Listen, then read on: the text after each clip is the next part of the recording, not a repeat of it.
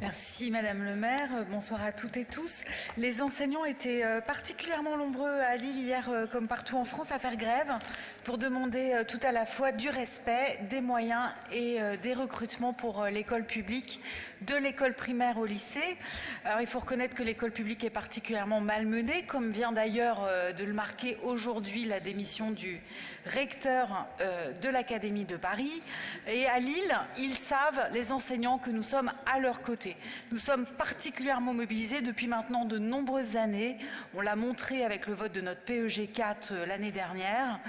Nous sommes particulièrement mobilisés à leur côté pour faire en sorte que les déterminismes sociaux et culturels ne déterminent pas les conditions d'apprentissage des enfants, pour faire en sorte qu'à tout âge, ils conservent le goût d'apprendre et de découvrir, pour faire en sorte qu'ils puissent cheminer en ayant leur réussite au pluriel, qu'ils puissent faire en sorte de s'épanouir et de s'éveiller et d'être ouverts au monde.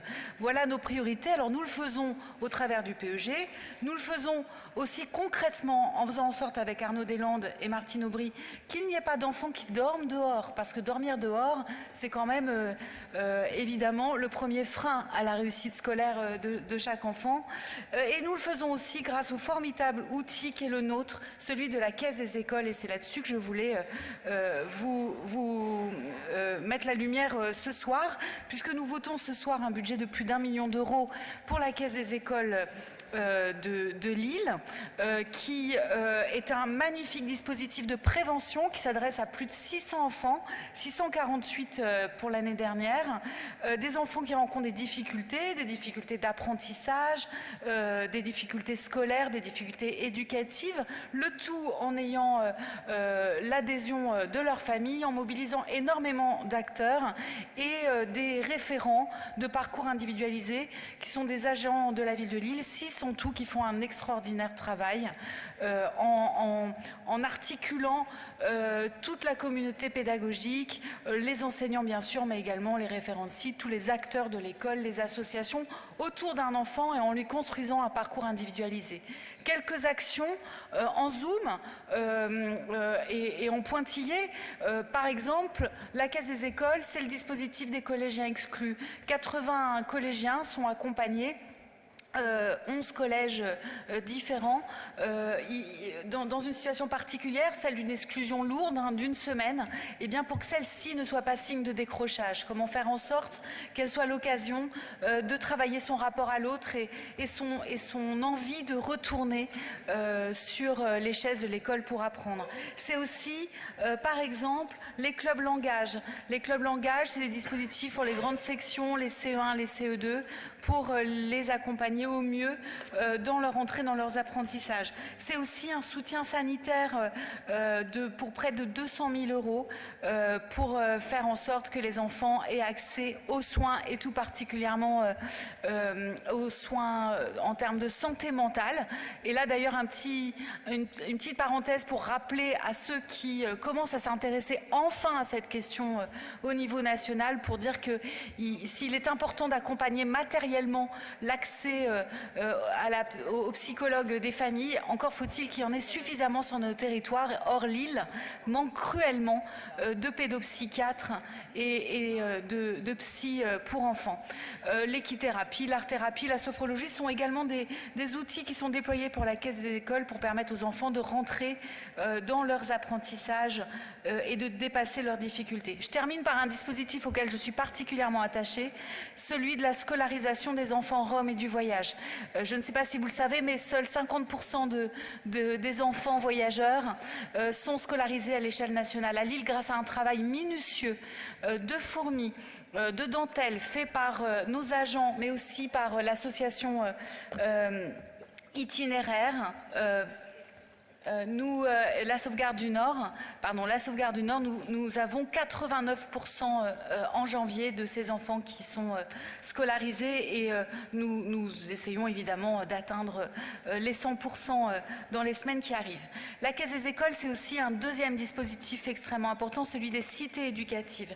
Les cités éducatives, nous en avons 2 aujourd'hui sur le territoire. Vous le voyez en rose, celle du sud de Lille, Oisem, Lille Sud, Faubourg de Béthune, et puis celles de l'Est de Lille avec Moulins et Fives sont concernées par des cités éducatives qui ont 3 objectifs que nous portons avec l'éducation nationale et avec l'État: la réussite de chaque enfant, l'accès à des parcours scolaires ambitieux en luttant contre les discriminations, et enfin l'ouverture au monde et l'envie de s'engager et d'être aux autres.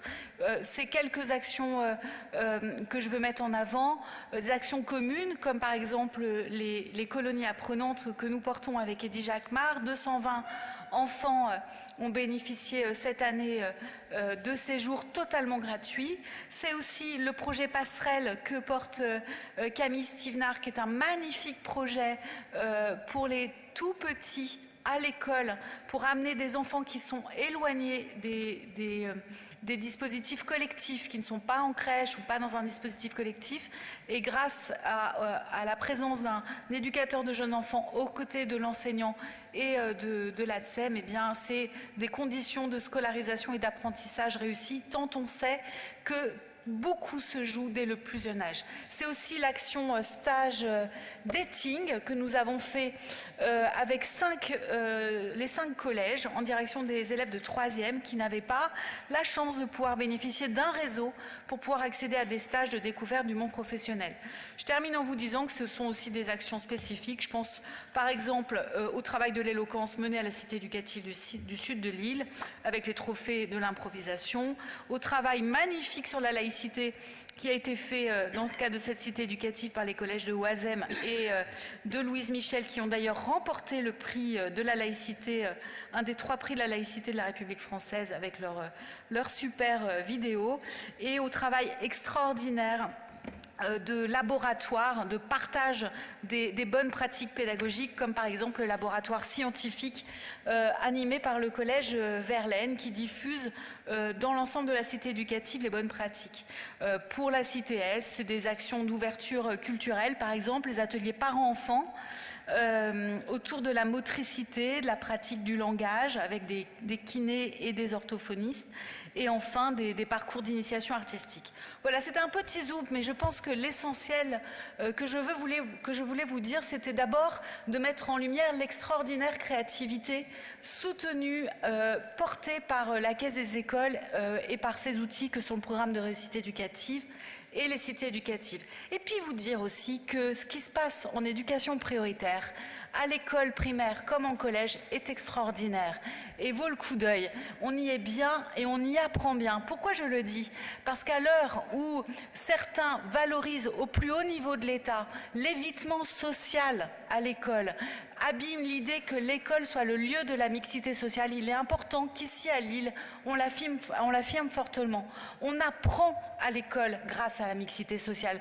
C'est à l'école publique laïque et à l'école de la mixité sociale qu'on permet de faire la République ensemble demain. C'est pas en saucissonnant les écoles les unes les autres. C'est par l'école de la République laïque et publique, l'école républicaine et laïque, qu'on fera société ensemble, et non pas en miroitant à tout le monde. Et d'ailleurs, les jeunes qui sont dans la rue depuis hier le disent fortement. C'est pas par le mirage d'un SNU ou d'un uniforme à l'école qu'on construira la République, mais bien en ayant un enseignant dans chaque classe, un enseignant qui ait les moyens d'accompagner chaque enfant dans sa spécificité. Merci.